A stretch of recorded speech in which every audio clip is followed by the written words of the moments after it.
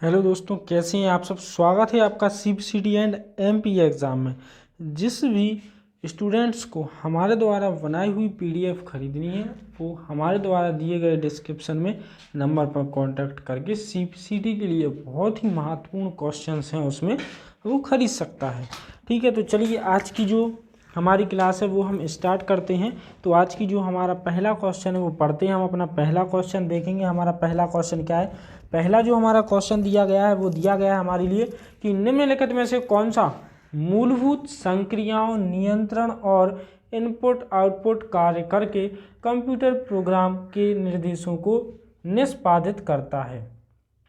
First option पढ़ेंगे इसका motherboard, second option है सीपीयू, थर्ड ऑप्शन है कैश मेमोरी और फोर्थ ऑप्शन है मेन मेमोरी। तो इसका जो हमारा आंसर हो जाएगा वो क्या हो जाएगा, सीपीयू।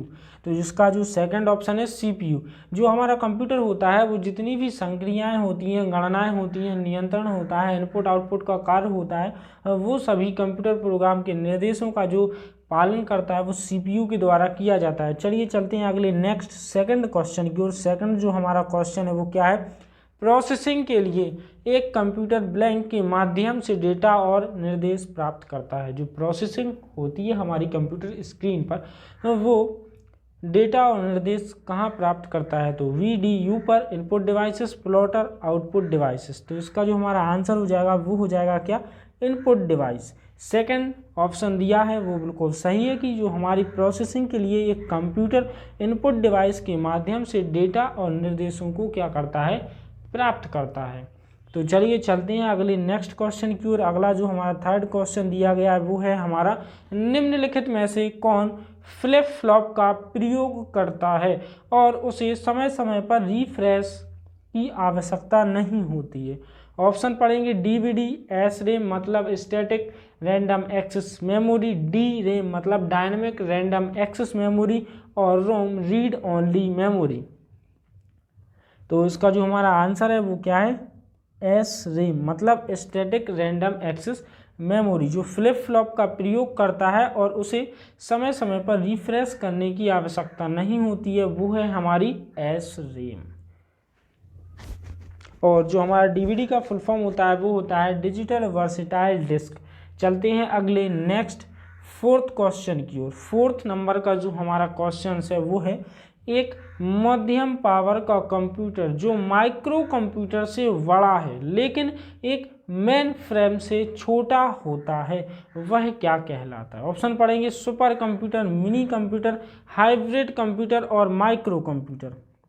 क्या पूछा गया है इसमें कि मध्यम पावर का कंप्यूटर जो माइक्रो कंप्यूटर से तो बड़ा है लेकिन मेन फ्रेम से छोटा है, तो वो क्या कहलाएगा, हमारा मिनी कंप्यूटर। सेकंड ऑप्शन में दिया है मिनी कंप्यूटर हमारा कहलाएगा। चलते हैं हम अपने अगले फिफ्थ क्वेश्चन की ओर। अगला जो हमारा फिफ्थ क्वेश्चन है वो क्या है कि कंप्यूटर प्रदर्शन माप के संदर्भ में फ्लॉप्स का पूर्ण रूप क्या है। ऑप्शन पढ़ेंगे फ्लोटिंग पॉइंटिंग ऑपरेशन पर सेक्टर, फ्लोटिंग पॉइंटिंग ऑपरेशन पर सेकंड, थर्ड में दिया है फूजी लॉजिक ऑपरेशन पर सेकंड, इनमें से कोई नहीं। तो इसका जो हमारा राइट आंसर हो जाएगा वो क्या हो जाएगा, फ्लोटिंग पॉइंट ऑपरेशन पर सेकंड। मतलब कंप्यूटर प्रदर्शन की जो माप होती है फ्लॉप्स का जो पूर्ण रूप होता है, फ्लॉप का इसमें फुल फॉर्म पूछा गया है तो वो होता है फ्लोटिंग पॉइंट ऑपरेशन पर सेकंड। चलते हैं अगले नेक्स्ट क्वेश्चन की ओर। अगला जो हमारा नेक्स्ट क्वेश्चन है वो है निम्नलिखित में से कौन सा नॉन इम्पैक्ट प्रिंटर का एक गुण नहीं है। ऑप्शन पढ़ेंगे तेजी से प्रिंटिंग करना, उच्च गुणवत्ता प्रिंट, शोर, रंगीन प्रिंट। तो इसका जो हमारा आंसर है वो क्या है, शोर। मतलब जो नॉन इम्पैक्ट प्रिंटर का एक गुण नहीं है वो शोर करना नहीं है। मतलब उसमें नॉन इम्पैक्ट प्रिंटर जितने भी हैं वो कोई भी कंप्यूटर शोर नहीं करते हैं और बगैर आवाज़ की अच्छी प्रिंटिंग, अच्छी गुणवत्ता वाली प्रिंटिंग देते हैं। चलते हैं और ये तेज़ी से प्रिंट भी करते हैं और इसमें रंगीन प्रिंटर भी शामिल है।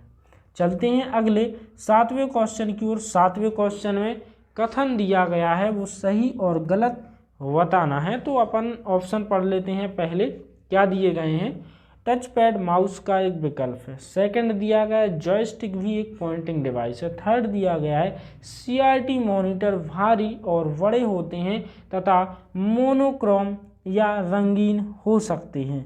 तो इनमें से जो तीनों पॉइंट दिए गए हैं वो तीनों पॉइंट क्या है, बिल्कुल सही है कि जो हमारा टच पैड है माउस का एक विकल्प है।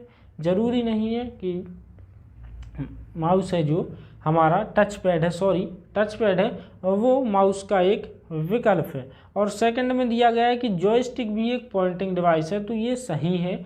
और CRT cathode ray tube, CRT का जो फुल फॉर्म है कैथोड रे ट्यूब मॉनिटर भारी और बड़े होते हैं और मोनोक्रोम या रंगीन हो सकते हैं।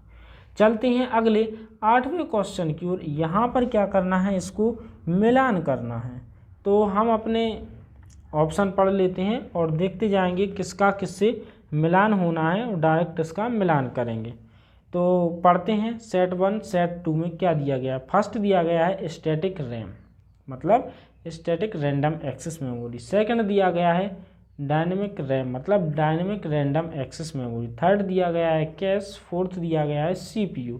तो जो हमारा फर्स्ट ऑप्शन दिया गया है क्या, स्टैटिक रैम, उसका जो संबंध है वो है बी ऑप्शन में, कि मतलब वह रैम जिसको समय पर रिफ्रेश करने की कोई आवश्यकता नहीं होती है।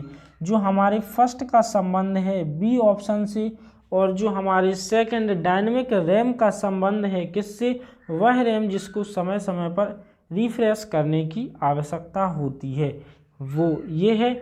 और चलते हैं हम अपने थर्ड ऑप्शन की ओर, कैश मेमोरी।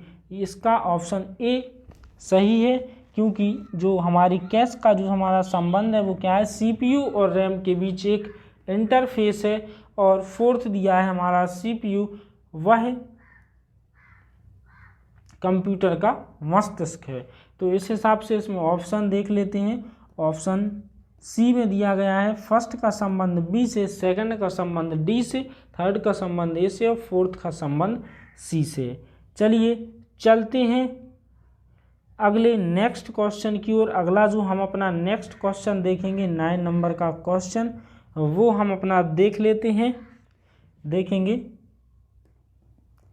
असेंबली भाषाएं ब्लैंक प्रोग्राम भाषाएं होती हैं। ऑप्शन पढ़ेंगे पहली पीढ़ी, दूसरी पीढ़ी, तीसरी पीढ़ी और चौथी पीढ़ी। तो इसका आंसर है हमारा दूसरी पीढ़ी। असेंबली भाषाएं प्रोग्रामिंग भाषाएं होती हैं जो दूसरी पीढ़ी में है। चलिए चलते हैं अगले 10वें क्वेश्चन की ओर, कि मीडिया प्लेयर और रियल प्लेयर किसके उदाहरण हैं। ऑपरेटिंग सिस्टम के, यूटिलिटी सॉफ्टवेयर के और एप्लीकेशन सॉफ्टवेयर के, या फिर सिस्टम सॉफ्टवेयर के। तो जो हमारा मीडिया प्लेयर है ना, वो एक एप्लीकेशन सॉफ्टवेयर है। ये ज़रूरत के आधार पर बनाए गए सॉफ्टवेयर होते हैं। चलिए चलते हैं अगले क्वेश्चन की ओर। निम्नलिखित में से कौन सी ऑपरेटिंग सिस्टम की एक मान्य श्रेणी नहीं है। ऑप्शन पढ़ेंगे multi casting system, multi user operating system, real time operating system, multi tasking operating system. तो इसमें साफ साफ दिख रहा है कि जो ऑपरेटिंग सिस्टम है इसकी श्रेणी में मल्टी कास्टिंग कोई सिस्टम नहीं होता। बाकी multi user operating system, real time operating system, multi tasking operating system, ये सभी ऑपरेटिंग सिस्टम्स हैं। चलते हैं अगले 12वें क्वेश्चन की ओर, कि ओपन सोर्स सॉफ्टवेयर का सबसे अच्छा ज्ञात उदाहरण इनमें से क्या है। Linux, Windows XP, adobe Acrobat, reader, MS office. तो इसका जो हमारा आंसर हो जाएगा वो क्या हो जाएगा, ओपन सोर्स का लिनक्स इसका सही आंसर हो जाएगा, क्योंकि यह लिनक्स ओपन सोर्स वो होते हैं जो फ्री हों। ओपन सोर्स लिनक्स सबसे अच्छा उदाहरण है। चलते हैं अगले नेक्स्ट क्वेश्चन की ओर, कि निम्नलिखित में से कौन सा कथन गलत है। लिनक्स एक ओपन सोर्स सॉफ्टवेयर है, ये अभी हमने पढ़ा है। तो ये जो हमारा स्टेटमेंट है वो बिल्कुल सही हो जाएगा। सेकंड स्टेटमेंट हमारा दिया गया है क्या, कि ऑपरेटिंग सिस्टम कंप्यूटर संसाधनों का प्रबंधन करता है और इन्हें विभिन्न प्रक्रियाओं से आवंटित करता है। थर्ड में दिया है एम्बेडेड सॉफ्टवेयर को फर्मवेयर भी कहा जाता है। और फोर्थ दिया है एंड्रॉयड एक यूटिलिटी सॉफ्टवेयर है। तो ये बी ऑप्शन भी सही है, सी ऑप्शन सही है, लेकिन जो हमारा थर्ड ऑप्शन दिया है वो गलत है। तो इस हिसाब से गलत यहाँ पर पूछा गया था, तो इस हिसाब से हमारा गलत कौन सा है, डी ऑप्शन गलत है। चलते हैं अगले क्वेश्चन की ओर।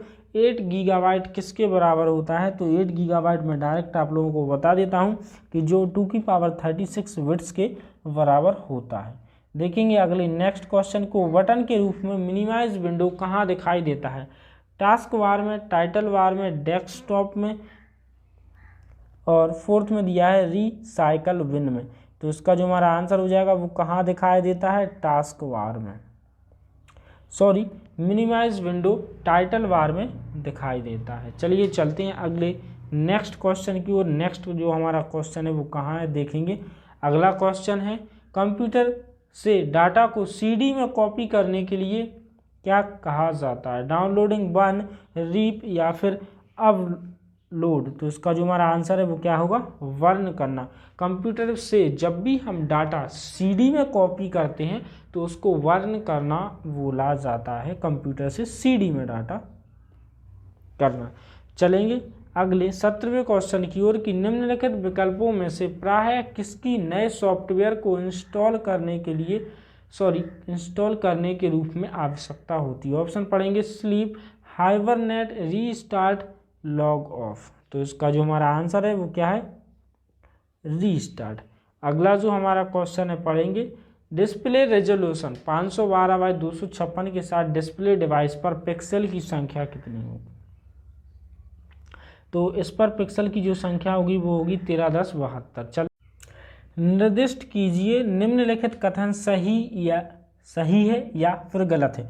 ऑप्शन पढ़ेंगे, एक मैक्सिमाइज विंडो को मिनिमाइज नहीं किया जा सकता है। सेकंड है, एक मैक्सिमाइज विंडो को बंद नहीं किया जा सकता है। तो ये दोनों जो ऑप्शन दिए गए हैं वो बिल्कुल ही गलत हैं, दोनों स्टेटमेंट इसमें गलत दिए गए हैं। तो जो हमारा फर्स्ट स्टेटमेंट है वो भी गलत है, सेकंड भी गलत है। तो इस हिसाब से आंसर क्या होगा, बी ऑप्शन। चलते हैं अगले नेक्स्ट क्वेश्चन की ओर। यहाँ पर मिलान करना है, तो यहाँ पर मिलान पूछा गया है किसका किससे संबंध है, वायोस, रेजोल्यूशन, थर्ड में दिया है मास्टर बूट रिकॉर्ड। तो जो हमारा फर्स्ट में दिया है वायोस, उसका संबंध है सी ऑप्शन से। फर्स्ट का संबंध सी ऑप्शन से कि वायोस एक फर्मवेयर है। सेकंड ऑप्शन में दिया है रेजोल्यूशन, जिसका संबंध है हमारे ए ऑप्शन से, क्या है, डिस्प्ले डिवाइस है। और मास्टर बूट रिकॉर्ड क्या है, एक बूटिंग प्रोसेस है। तो जो हमारा सही ऑप्शन इसमें दिया गया है वो बी में दिए गए हैं। तो इस हिसाब से हमारा जो आंसर है बी ऑप्शन इसका सही हो जाएगा। चलते हैं हम अपने अगले नेक्स्ट क्वेश्चन की ओर। नेक्स्ट जो हमारा क्वेश्चन है वो देखेंगे हम अपना। नेक्स्ट हमारा क्वेश्चन है क्या कि डेस्कटॉप के सामने लाने के लिए ब्लैंक कीबोर्ड शॉर्टकट की है। डेस्कटॉप को सामने लाने के लिए कौन सी कीबोर्ड शॉर्टकट है, विंडोज, कुंजी plus D, control plus D, alt plus D, और फोर्थ ऑप्शन में दिया है control plus alt plus D. तो जो हमारी विंडोज की प्लस डी होता है, इसके द्वारा हम क्या कर सकते हैं, इसके द्वारा हम डेस्कटॉप को सामने ला सकते हैं, विंडोज प्लस डी के द्वारा। चलते हैं अगले नेक्स्ट क्वेश्चन की ओर। नेक्स्ट जो हमारा क्वेश्चन है वो है क्या है, निम्नलिखित में से कौन स्वयं को कॉपी करता है और कंप्यूटर पर संग्रहित अन्य फाइलों को संक्रमित करता है। ऑप्शन पढ़ेंगे, system file, data compression software, third में और फोर्थ में दिया है एंटीवायरस सॉफ्टवेयर। तो इसका जो हमारा आंसर हो जाएगा वो क्या हो जाएगा, ए ऑप्शन में दिया है वायरस। चलते हैं अगले 23 नंबर क्वेश्चन पर कि सिफर टेक्स्ट को प्लेन टेक्स्ट में बदलने को क्या कहा जाता है, डिक्रिप्शन, एनक्रिप्शन, कंप्रेशन, फिल्टरिंग। तो ये कहलाता है हमारा कौन सा, डिक्रिप्शन। जब भी हम सिफर टेक्स्ट को प्लेन टेक्स्ट में बदलें तो वो हमारा डिक्रिप्शन कहलाता है, और हम जब प्लेन टेक्स्ट को सिफर टेक्स्ट में बदलते हैं तो वो हमारा इनक्रिप्शन करना कहलाता है। एक ब्लैंक को कंप्यूटर से वायरस को पहचानने, रोकने और हटाने के लिए प्रयोग किया जाता है। ऑप्शन पढ़ेंगे, कंप्रेशन सॉफ्टवेयर, सेकंड ऑप्शन दिया है एंटीवायरस, थर्ड ऑप्शन दिया है एनक्रिप्शन एल्गोरिथम, फोर्थ ऑप्शन दिया है डिक्रिप्शन एल्गोरिथम। तो इसका जो हमारा सही आंसर हो जाएगा वो क्या हो जाएगा, V option is the right answer, antivirus. एक एंटीवायरस को कंप्यूटर से वायरस को पहचानने, रोकने, हटाने में प्रयोग किया जाता है। किसका, एंटीवायरस का। निम्नलिखित में से कौन सा एक हैकर को रिमोट कंप्यूटर सिस्टम को हानि पहुंचाने के लिए डिजाइन किया जाता है, एंटीवायरस, वॉर्म, वायरस और ट्रोजन हॉर्स। तो इसका जो हमारा आंसर है वो क्या है, ट्रोजन हॉर्स। इनमें से जो ट्रोजन हॉर्स है वो एक हैकर को रिमोट कंप्यूटर सिस्टम को हानि पहुंचाने के लिए डिजाइन किया गया है।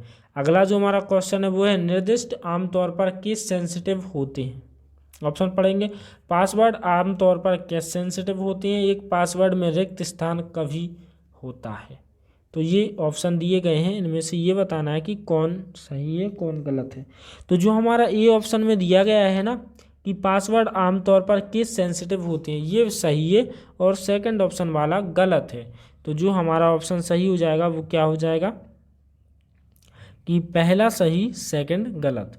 चलते हैं अगले 27 नंबर क्वेश्चन पर कि फैट मतलब file allocation table file system extension से फाइल नाम को अलग करने के लिए ब्लैंक वर्ण का प्रयोग करती है। पीरियड मतलब डॉट, कॉमा, डॉलर या फिर हैश।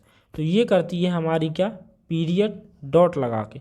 चलते हैं अगले नेक्स्ट क्वेश्चन पर। कंप्यूटर के लिए निर्देश युक्त फाइलों को क्या कहा जाता है। डॉक्यूमेंट फाइलें, सिस्टम फाइलें, फोल्डर या फिर डायरेक्टरी। तो इनको कहा जाता है सिस्टम फाइलें। चलते हैं अगले क्वेश्चन की ओर। विंडोज़ में फाइलें या फोल्डर्स का नाम बदलने के लिए कौन सी कीबोर्ड शॉर्टकट की का प्रयोग किया जाता है। F5, F3, F2, F8। तो जो हमारा यूज किया जाता है वो किया जाता है F2 पर।